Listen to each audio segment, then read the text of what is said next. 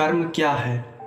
हमें अपने जीवन में अनेक बार यह बात अक्सर सुनने को मिलती है कि यह कर्मों का ही फल है।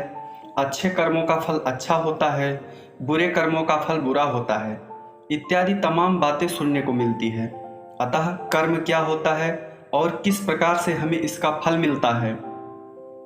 एक बार गौतम बुद्ध से उनके एक शिष्य ने पूछा, गुरुजी, कृपया हमें बताएं कि कर्म क्या है।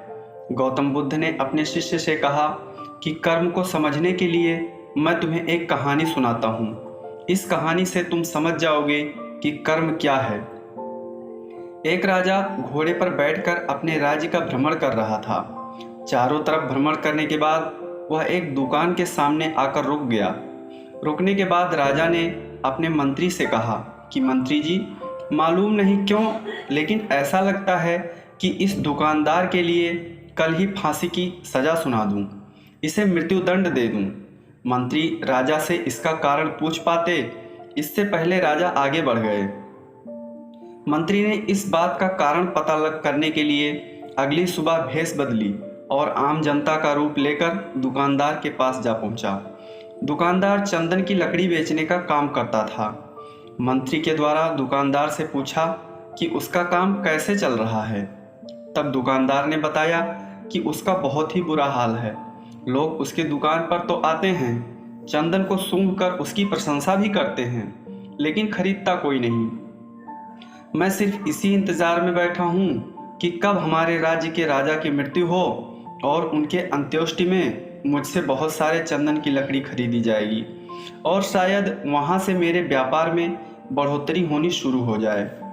मंत्री को सारी बात समझ आ गई कि वह नकारात्मक विचार है जिसने राजा के मन को भी नकारात्मक किया। वह मंत्री बहुत बुद्धिमान था। उसने सोचा कि मैं आपसे थोड़ी चंदन की लकड़ियां खरीदना चाहता हूं। वह सुनकर दुकानदार भी खुश हुआ और उसने सोचा कि चलो कुछ तो बिका। उसने चंदन की लकड़ी को कागज से लपेटा और अच्छी तरह से पैकिंग करके वह लकड़ी मंत्री को दे दी। मंत्री अगली सुबह चंदन की लकड़ी लेकर राजा के दरबार में पहुंचा और राजा से कहा कि महाराज, वह जो दुकानदार है उसने आपके लिए तोहफे में चंदन की लकड़ी भेजी है। यह सुनते ही राजा बहुत खुश हुए और मन ही मन सोचने लगे कि मैं बेकार में उस दुकानदार के बारे में गलत बातें सोच रहा था। उसने चंदन की लकड़ी को हाथ में लिया। उसमें बहुत सी अच्छी सुगंध आ रही थी। राजा इससे बहुत ही खुश हुए और उसने दुकानदार के लिए मंत्री के हाथों सोने के सिक्के भिजवाए। उसी आम जनता का रूप लेकर मंत्री अगले दिन सोने के सिक्के के साथ दुकानदार के पास पहुंचा। दुकानदार बहुत खुश हुआ और उसने सोचा कि मैं राजा के लिए इतनी गलत बातें सोच रहा था।